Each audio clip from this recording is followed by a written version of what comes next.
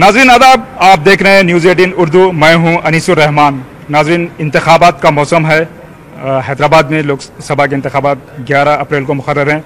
हम मौजूद हैं मोहफमजा college of engineering and technology में। प्रोग्राम देख रहे हैं आप, नेता तुम ही हो कल के। मेरे साथ मौजूद हैं मोहफमजा इंजीनियरिंग कॉलेज के स्टूडेंट्स, काफ़ी बड़ी तादाद में यहाँ पर लड़कियाँ भी मौजूद हैं। सबसे पहले बात करेंगे लड़कियों से। शुरुआत यहाँ से करते हैं।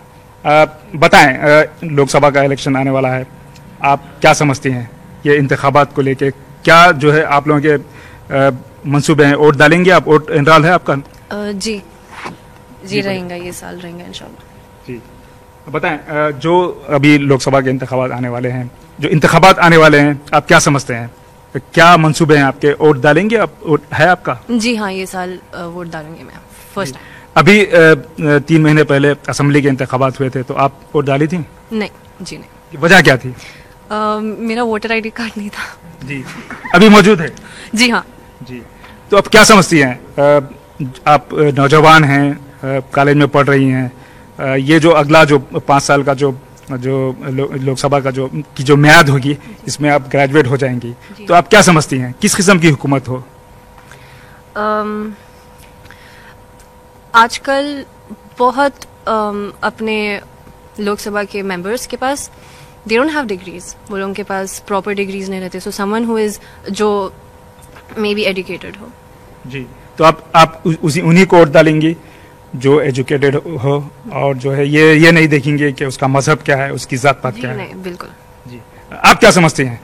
ये जो हमारे पास जो लोकसभा के इंतखाबात होते हैं, ये समझा जाता है कि जो वोट होते हैं वो मजहब और जात पात के नाम पे पड़ते हैं, तो आप क्या समझती हैं? क्या ये ज़रूरी है जात पात पे वोट डालना या मजहब के नाम पे वोट डालना? जी नहीं, मैं नहीं समझती हूँ कि मजहब को देखकर हम वोट डालें, ना ये देखें कि वो जिसे हम वोट डाल रहे हैं वो कितने काबिल है, और वो हमारे लिए क्या बेहतर कर सकेंगे, कि हम जनता के लिए क्या कर सकेंगे, और ख़ास तौर से हम औरतों के लिए, जबकि हमें बहुत सारे चीज़ हैं जो हमें चाहिए, जैसे कि ज़्यादा नंबर फॉर वोट्स। जी, ये जो हमारी जो लोकसभा थी, इसमें जो ख़वातीन का जो है तनासुब बहुत ही कम था।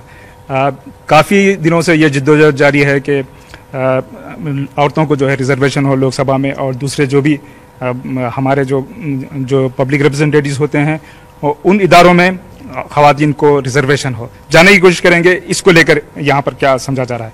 आप बताएं, क्या समझती हैं आप? क्या औरतों को जो रिजर्वेशन देने की बात हो रही थी, काफ़ी दिनों से टाल मटोल जो है ये किया जा रहा है, तो आप क्या समझती हैं इस बार ये मुद्दा रहेगा एक ख़वातीन को रिजर्वेशन का?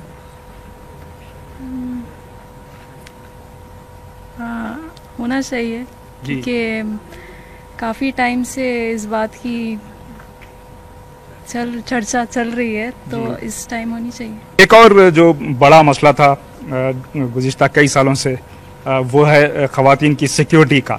बात करेंगे जो ख़वातीन की जो सिक्योरिटी है वो कितना अहम है हमारे मुल्क के लिए। अगर हम लोग देख रहे हैं आजकल कि बहुत से ऐसे केसेस आ रहे हैं जहाँ पर ऐसा दिख रहा कि छोटे से छोटी लड़कियों भी सेफ नहीं है आजकल। तो पहले ये करना चाहिए हम लोगों की, स्ट्रिक्ट लॉज रखने चाहिए, स्ट्रिक्ट ये रखना चाहिए कि अगर कोई भी किसी चीज़ में पकड़े गए कि वो लोग को इमीडिएट जल्द से जल्द लोग को पनिशमेंट मिलनी चाहिए। तो इससे क्या होएगा, हम लोगों जो भी करने वाले हैं, ऐसा कोई सोच भी रहेगा करने के लिए, तो वो लोग बहुत डर जाएंगे। एंड वो एक पहला स्टेप रहेगा ये सब चीज़ों को स्टॉप करने के लिए। कोई आपसे जो गलत करे उनके साथ भी आपको हिम्मत दिलाना चाहिए। लीडर्स कभी क्या होते वो लोग बैक आउट हो जाते, या फिर क्या बोलते, कोई सपोर्ट नहीं मिलता आपको अगर कुछ भी ऐसा हुआ तो। आपका शुक्रिया। रिजर्वेशन की बात चल रही थी, पॉलिटिकल रिजर्वेशन की, सिक्योरिटी की बात चल रही थी। जानने की कोशिश करेंगे और क्या ऐसे इश्यूज हैं जो ख़वातीन चाहती हैं कि वो अगले जो है लोकसभा इलेक्शंस का मुद्दा बने। आप बताएं और क्या इश्यूज होने चाहिए औरतों के? सेफ्टी का वेरी इंपॉर्टेंट है बहुत ज़्यादा, कि है ना, वुमेन को सेफ्टी मिलना चाहिए, बिकॉज इतनी सारे जगह रहते एंड मॉल्स के सामने बहुत सारी सुनसान जगह पे they are not given enough protection, ज़्यादा है ना, उनको सेफ्टी नहीं है, तो that is very important. And ऐसे सिचुएशन में अगर कुछ भी वुमेन के साथ गलत हुआ तो नॉर्मली डर के जो है उसके बारे में बात नहीं करते. It's considered very Abu. अरे नहीं, इस चीज के बारे में बात नहीं करना है. दैट शुड गो अवे और people should come out and talk about it. Like बात करना चाहिए. अगर कुछ हो रहा है आपके साथ तो आपको बात करना चाहिए. कुछ गलत हुआ बात करना चाहिए. बिकॉज जब तक आप बोले नहीं तब तक दुनिया को मालूम नहीं चलता कि ये हो रहा. So that is important. And वो लोगों के दिल में जो फियर है वो जाना चाहिए. आप क्या समझती हैं? मैं इनके साथ एग्री करती हूँ. कुछ डिफेंस के जैसा रखना चाहिए. लड़की को विक्टिम नहीं बनाना चाहिए. उनके लिए एक स्टैंड लेना चाहिए. पॉलिटिकल पार्टीज खुद स्टैंड लेके कुछ करे तो कुछ अच्छा होएगा. बात कर रहे थे यहाँ पर लड़कियों से काफ़ी बड़ी तादाद में जो यहाँ पर जो मुखबिम college of engineering and technology की जो तालिबात हैं वो यहाँ पर मौजूद थी. बात कर रहे थे औरतों की सिक्योरिटी और दूसरे इश्यूज़ के बारे में. काफ़ी तादाद में यहाँ पर तलबा भी मौजूद हैं. आइए इनसे बात करते हैं. भाई आपने है आपको आपका वोटर आईडी कार्ड मिल गया आपका? जी नहीं मिला है और इसके खिलाफ हमने इवन अप्लाई किया था आपने? जी हाँ, अप्लाई किया था 2 बार. एक बार असेंबली इलेक्शंस में किया था और उसमें भी नहीं मिला था. तो इस बार फिर से अप्लाई करने के बाद भी अभी तक नहीं मिला है. What happening is that voter ID जो सेंट्रल से आता है वो अप्रूव हो चुका है बट जो GHMC में है इट्स नॉट गेटिंग अपडेटेड. गुज़िश्ता 5 साल में जो मरकज़ी हुकूमत थी उसका परफॉर्मेंस किस तरह? बात करते हैं. यहाँ पर काफ़ी बड़ी तादाद में नौजवान मौजूद हैं. बताएं आप जो 5 साल की जो हुकूमत थी NDA की मरकज़ में, आप क्या समझते हैं? वो उसको आप कितने % मार्क्स देंगे? कितना उन लोगों ने जो वादे किए थे वो कितने पूरे थे? आप क्या समझते हैं? जी, चाहे अब कोई भी गवर्नमेंट या रूलिंग में जो भी आए, एज स्टूडेंट्स हम लोग को कोई पार्टी या कोई हुकूमत से कुछ है नहीं जब तक कि हमारे ज़रूरतें और हमारे ख्वाहिशें जो भी एज स्टूडेंट्स है वो पूरी की जाए. तो काफ़ी हद तक क्या समझते हैं आप? क्या ख्वाहिशें थी? क्या ख्वाहिशें थी पर्टिकुलरली? अब जैसे कि हमारे स्टूडेंट लोन्स हो या फिर ट्रांसपोर्टेशंस हो या स्कॉलरशिप्स है या फिर इवन स्टार्टअप्स के लिए कुछ रीइंबर्समेंट्स हो या लोन्स गवर्नमेंट से दी जाए, इन्वेस्टमेंट्स हो. तो काफ़ी हद तक हुआ है गवर्नमेंट से और there is always room for some improvement. तो कितने मार्क्स देंगे आप सेंट्रल गवर्नमेंट को? एज सच कोई मार्क्स तो नहीं दे सकता हूँ मैं, क्योंकि एक हुकूमत 5 साल तक चली है. तो एक मार्क्स में I can not fit that. Satisfactory था उनका जो भी परफॉर्मेंस था? एक हद तक जी था. जी. अभी जो है कल रात में ऐलान हुआ है कि जो कांग्रेस की जो लीडर हैं उन्होंने ऐलान किया है कि जो बेरोजगारों को, खासतौर पर गरीब लोगों को 72,000 पर एनम दिए जाएंगे. तो आप क्या समझते हैं इस किस्म के जो शॉप्स जो है वो ऐलान किए जा रहे हैं वो ठीक ठाक है? अब वादे तो बहुत सारे होते हैं. अब जो कर पाते हैं उसको फिर इसके बाद ही बात कर सकते हैं ना, क्योंकि अब वादे तो बहुत सारे पार्टीज, बहुत सारे उम्मीदवार कर रहे हैं. एक बार जब वो पावर में आएंगे फिर जब उसके ऊपर खड़े होंगे फिर बात करते हैं. वादों की बात हो रही है. अभी इधर भी जो है नौजवान हैं, इनसे भी बात करेंगे. जो गुज़िश्ता हुकूमत जो वादे किए थे, आप क्या समझते हैं कितने पूरे किए गए? मैं तो कह सकता हूँ सिर्फ 20% कुछ ऐसे पूरे किए गए हैं जी, और बाकी सब तो ऐसे ही हेलुसिनेशन टाइप रह गया है. आप क्या समझते हैं गुज़िश्ता 5 साल में जो भी वाक़यात पेश आए, ख़ासतौर पर ये कहा जा रहा है कि अक़लियतों पर जो है काफ़ी मज़ालिम हुए हैं, तो आप क्या इसको सही समझते हैं? जी, मैं तो गलत समझता हूँ. उसके ऊपर गवर्नमेंट को देखना चाहिए, काम करना चाहिए. जो गुनाह करे हैं उनको सज़ा देना चाहिए. जी, तो ये आपका मतलब है ये हुकूमत की गलती नहीं है, ये चंद अशरार की गलती है और उनको जो है सबक जो सज़ा होनी चाहिए? जी हाँ, उनको तो कैसा भी. आप क्या कहना चाहेंगे इस इशू पे? इस इशू पर सबसे माइनॉरिटीज़ की जो सिक्योरिटी है उस पर काफ़ी तनकीद हुई है हुकूमत पर, तो आप क्या समझते हैं? तो क्या ये हुकूमत ने जो भी किया वो जो है इस तरह से उसको इशू को नहीं लिया जिस तरह लिया जाना चाहिए था? जी, रिसेंटली अमेरिका की एक रिपोर्ट आई है जिसमें बताया गया है कि माइनॉरिटीज़ के ख़िलाफ़ जो क्राइम रेट्स है, जो मॉब लिंचिंग के इक़दामात हैं, वो काफ़ी सारे NDA हुकूमत में बड़े हैं नंबरात के एतबार से अगर देखा जाए तो. कमेटी फॉर्म होती है, एक पैनल भी बिठाया जाता है एक वाक़े के बाद, लेकिन अभी तक भी अगर हम देखें कि जो हैदराबाद सेंट्रल यूनिवर्सिटी के दलित की एक सुसाइड का वाक़या बहुत चर्चा में था, उसके ऊपर अपनी then HRD minister Shri Irani ji भी आए थे. एक पैनल फॉर्म हुआ, लेकिन क्या आज तक भी उस पैनल की रिपोर्ट सामने आई है? नहीं आई है. तो इस तरीके से अगर कहीं पर बात निकली कि अगर बीफ बैन के ऊपर बात आई तो मॉब लिंचिंग के केसेस सामने आते हैं। आती है गवर्नमेंट, आती है, देखते हैं, एक्सक्रेशिया अलॉट करते हैं, लेकिन एक्सक्रेशिया सिर्फ एक खाली फैक्टर नहीं है जो हुकूमत का काम है किसी मजलूम को देने के लिए। जीडीपी का जो तनासुब है वो बहुत ही कम है, 3% के करीब है। कोई भी हुकूमत आओ वो 3%, 3.2% या उससे ज़्यादा नहीं बढ़ सका, अब तो 3% से भी कम है। जानना चाहूँगा जो तालीम पर जो तवज्जो दी जा रही है सेंट्रल हुकूमत की जानिब से, सेंट्रल गवर्नमेंट की जानिब से, आप क्या समझते हैं, क्या वो काफ़ी है?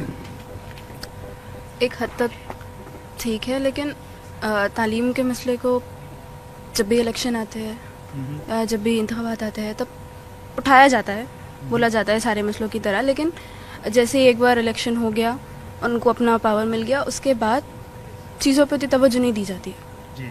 बस फिर जब इलेक्शन आएगा तब वो मसला फिर से उठेगा, कुछ वो लोग करेंगे, उसके बाद फिर उस पर ध्यान नहीं दिया जाता है। तो अभी जो गवर्नमेंट आएंगी, हम लोग चाहेंगे कि बस अपने इस्तेमाल के लिए ना ले तालीम को जी। और उसमें बस इशू की तरह ना रखे, फिर इलेक्शन आ गया, हाँ, फिर चला गया जी, कुछ ठोस काम करे। आप क्या कहेंगे जो तालीम पर जो जिस तरीके का कंसंट्रेशन है, जिस तरीके की तवज्जो है मरकजी हुकूमत की, सेंट्रल गवर्नमेंट की, तो आप क्या समझते हैं, या काफ़ी है या कुछ और होना चाहिए? काफ़ी हद तक इम्प्रूवमेंट आया है ये इशू को लेके, और इम्प्रूवमेंट हो सकता है इंटरमीडिएट की स्टडीज़ को लेकर और स्कूल टाइमिंग्स को लेकर, और हो सकता है। And as said by her कि ये इशू आता फिर चले जाता, हर इशू को ऐसे ही यूज़ किया जाता है, इम्प्लीमेंट होना ज़रूरी है। नाज़रीन, ब्रेक के बाद फिर एक बार आपका खैर मकदम है। हम लोग मौजूद हैं हैदराबाद के मुहम्मजा college of engineering and technology में, और आप देख रहे हैं हमारा प्रोग्राम नेता तुम ही हो कल के। ब्रेक से पहले बात कर रहे थे तालीम और दूसरे इश्यूज़ पर, अब बात करेंगे रोज़गार पर। हमारे साथ काफ़ी नौजवान मौजूद हैं जिनके लिए तालीम के बाद रोज़गार एक बहुत बड़ा कंसर्न है, वो ऐसा समझते हैं। आइए नौजवान से बात करेंगे। भाई बताएं, तालीम हो जाएगी, उसके बाद रोज़गार का क्या समझते हैं आप? जो हुकूमत है, आने वाली हुकूमत, रोज़गार के बारे में क्या करें? देखिए, मोदी सरकार ने 5 साल पहले जब 2014 में तब इलेक्शन का जब उनकी मोदी वेव चल रही थी, जब उन्होंने वादा किया था कि 1 करोड़ रोज़गार वो बनाएंगे, तो अभी तक 1 करोड़ तो बना नहीं है। तो अब जो कम्पिटिटर्स हैं डेमोक्रेटिक फील्ड में, तो उनसे ये क्वेश्चन मेरा ज़रूर रहेगा कि I don't want an answer how many jobs you will create, I will be asking you how are you going to create the job. क्योंकि if you compare the education statistics, I'll shift the topic to education. Actually, I have some facts with me. Delhi का जो allocation है education के लिए वो 26% of the total budget है उनका, जो कि 15,601 करोड़ बनता है। वही सेंटर का बजट जो हायर एजुकेशन के लिए है, दैट इज 93,847 करोड़। तो कंपैरिजन आप जब करेंगे सेंटर का और दिल्ली सरकार का, तो दिल्ली सरकार 15,000 पे है और सेंटर 93,000। तो आपका मतलब है दिल्ली सरकार को जो है उसकी तकलीद की जाए, उसको फॉलो किया जाए? जी हाँ, ये बताऊंगा, बट इसको मिस्टेकन ये ना किया जाए कि मैं अरविंद केजरीवाल का सपोर्टर हूँ। मैंने वो स्टडी किया है, उनका मॉडल, उनका स्कूल्स मैंने देखे हैं, काफी उनके बारे में मैंने पढ़ा है इंटरनेट पे, तभी मैं उनका एंडोर्समेंट कर रहा हूँ।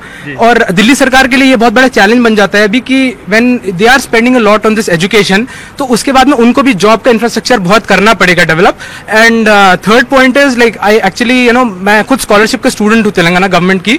तो whatever, actually my fees is 82,200 rupees and I never paid a single penny from my pocket. So Telangana government is covering that. So I really need to appreciate that point of the government. तो आप चाहते हैं कि central government भी पूरे हिंदुस्तान के लिए इस तरह की स्कीम लाए और लोगों को जो है, बच्चों को जो है फीस अदा करे? जी हाँ, अगर ये सेंटर के इर्द के दायरे में आता है तो ये जरूर उनको इसको कुछ इसके लिए सोचना चाहिए।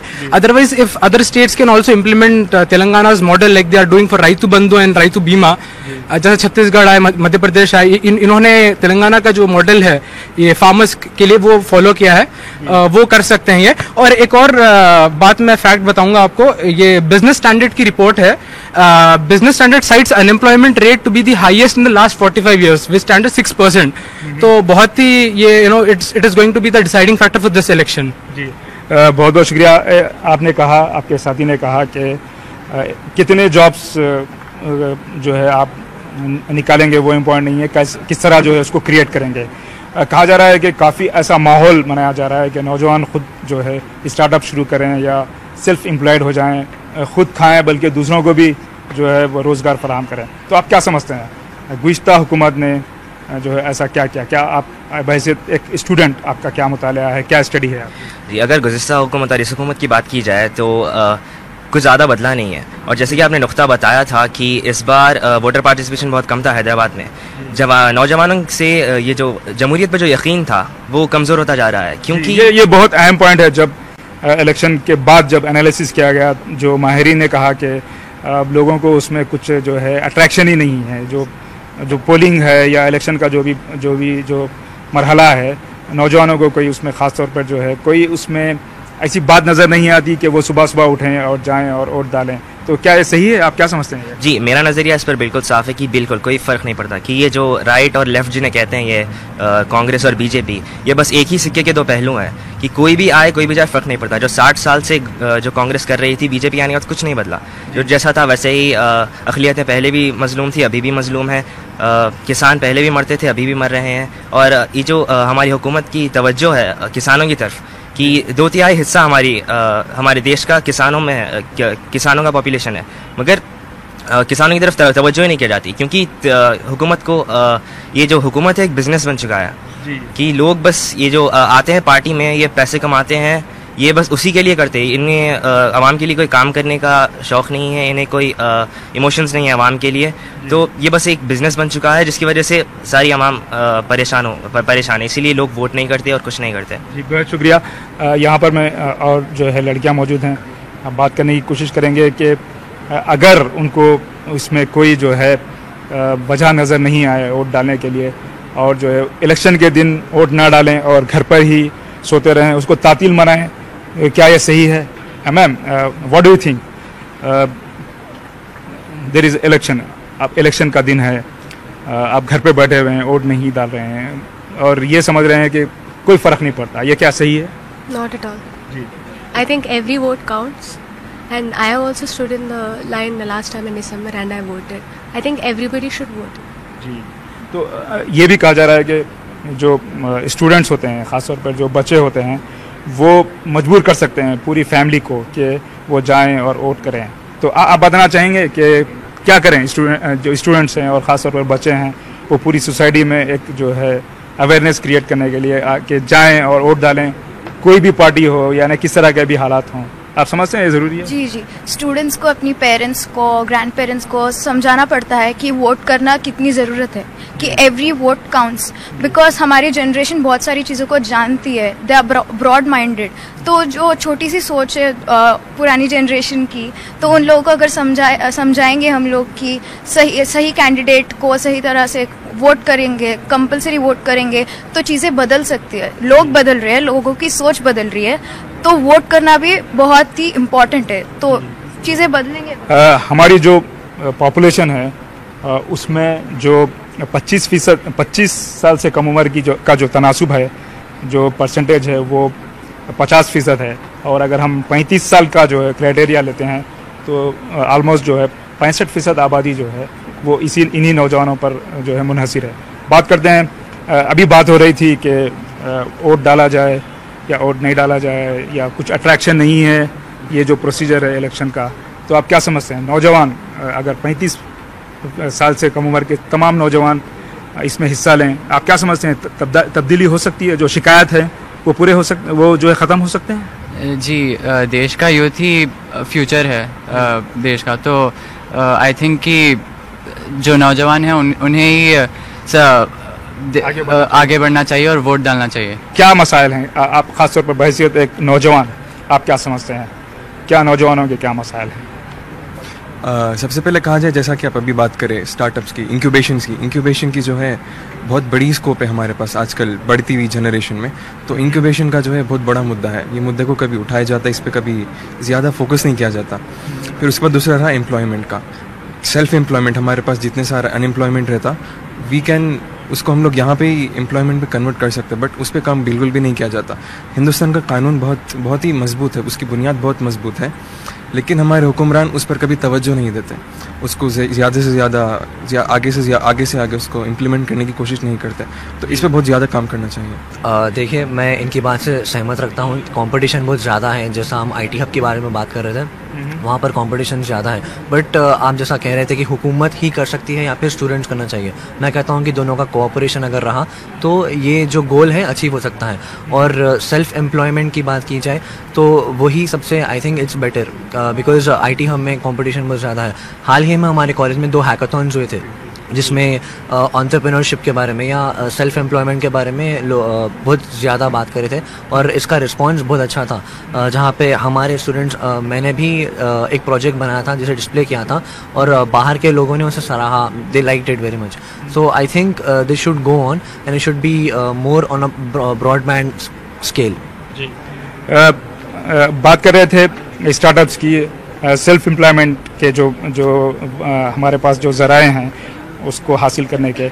आप बताएं, गुज़िश्ता हुकूमत ने नौजवानों के लिए जो, क्योंकि अभी आप स्टूडेंट हैं, आप पढ़ के बाहर जाएंगे, तो आप क्या समझते हैं? आपका कुछ मुताला है कि किस तरह जो हुकूमत ने नौजवानों को खुद रोज़गार या सेल्फ एम्प्लॉयमेंट वगैरह के लिए जो है तरगीब दी थी? क्या समझते हैं अब अगली हुकूमत, जो आने वाली हुकूमत है, वो नौजवानों को रोज़गार के लिए क्या वसाइल फराहम करें? असल ये है कि जो पिछली गवर्नमेंट है, जो पास्ट गवर्नमेंट, मोदी जी की गवर्नमेंट है, अब इसे पास्ट बोलना नहीं है, प्रेजेंट गवर्नमेंट, इसमें जो है सो आखिरी दौर हो सकता, नहीं हो सकता, बोल सकता। लेकिन इन लोगों का जो है सो जो स्टार्टअप प्लान्स है, हर कोई गवर्नमेंट हर कोई फील्ड में वर्क करता। इसका मतलब ये नहीं है कि कोई गवर्नमेंट वर्क नहीं करता।